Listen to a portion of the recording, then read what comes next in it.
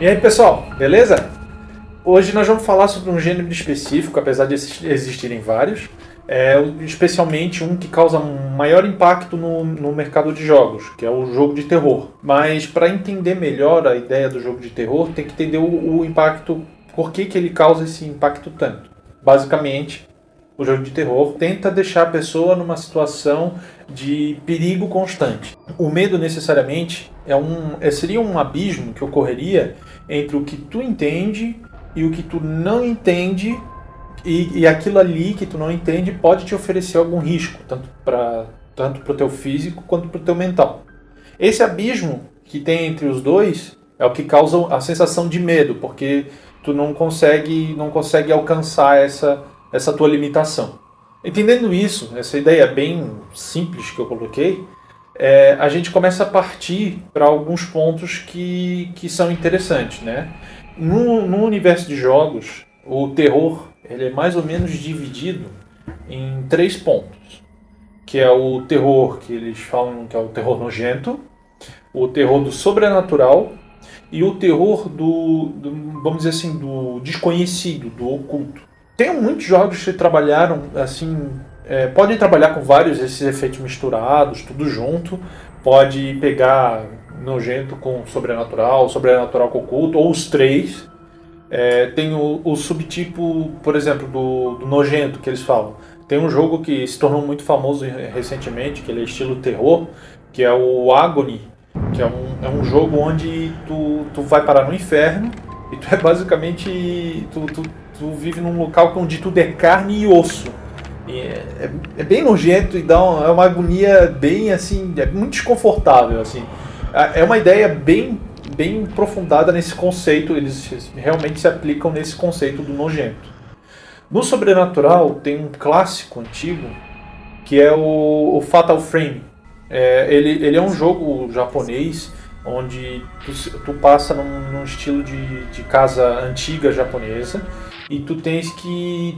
Ele tem fantasmas, tem várias coisas, onde para tu poder exorcizar esses fantasmas, tu tem que utilizar uma câmera antiga para tirar foto deles. A ideia é bem simples até, mas os efeitos que durante o jogo que causam são muito impactantes. Assim. Outro também, que é um jogo mais recente, que utiliza bastante o efeito do desconhecido, do oculto, é o Layers of Fears. Layers of Fears é bem legal porque ela é a história do protagonista se desenvolvendo. Tu vai tentando entender o que aconteceu na história desse protagonista e tu não vê não vê um inimigo, mas tu tá toda hora com medo e tu não sabe dizer assim se o inimigo vai chegar, vai te atacar, se tu vai morrer, se tu não vai morrer. Tu fica nesse constante jogo de desespero, assim, né? Uma técnica muito famosa e de certa forma bem divertida é o jump scare.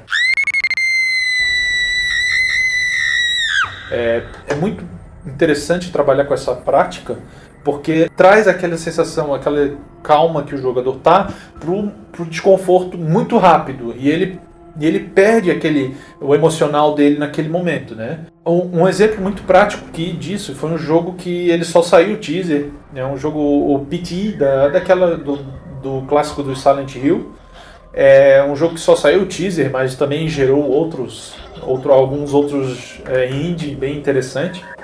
E ele trabalha com essa ideia, ele trabalha bastante com o psicológico do jogador também, e ele tem esse jump scare que pega bem assim, essa ideia do medo repentino assim, aparecer, né? Uma outra técnica bem utilizada naturalmente é a identidade visual que o jogo vai dar. Cada um, obviamente, tem a sua identidade visual, mas não necessariamente precisa ser um jogo completamente realista.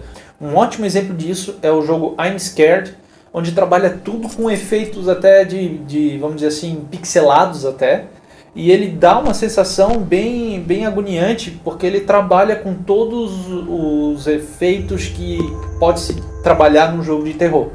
Uma outra coisa que também ajuda muito, dependendo do jogo, é o creepy, O que é o creep? É aquela sensação muito ruim quando tu vê uma imagem e como se o teu cérebro não conseguisse identificar direito que aquilo é normal ou alguma coisa do tipo. O que eu quero dizer com isso? Por exemplo, um sorrisão, assim, um sorriso aquele clássico que tem um sorriso enorme, assim, que não é normal aquilo. Aquilo não é uma figura, vamos dizer assim, humana, aquilo ali. Então, o cérebro, ele entende que aquilo ali é estranho, ele não consegue identificar direito aquilo ali, ele se sente um pouco assustado, vamos dizer assim, né?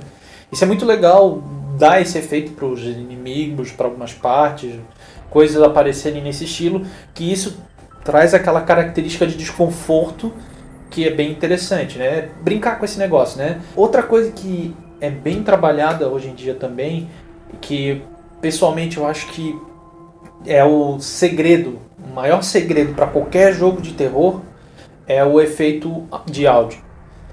O áudio, se vocês conseguirem trabalhar bem música, criaturas, sons de árvores, de móveis, criança chorando, todo tipo de coisa, assim, ó, o áudio pode ser o fator mais determinante do jogo, porque tu vê muitos jogos assim, como eu falei, o I'm Scared, ele é simples, mas ele trabalha bastante nesse sentido dos áudios.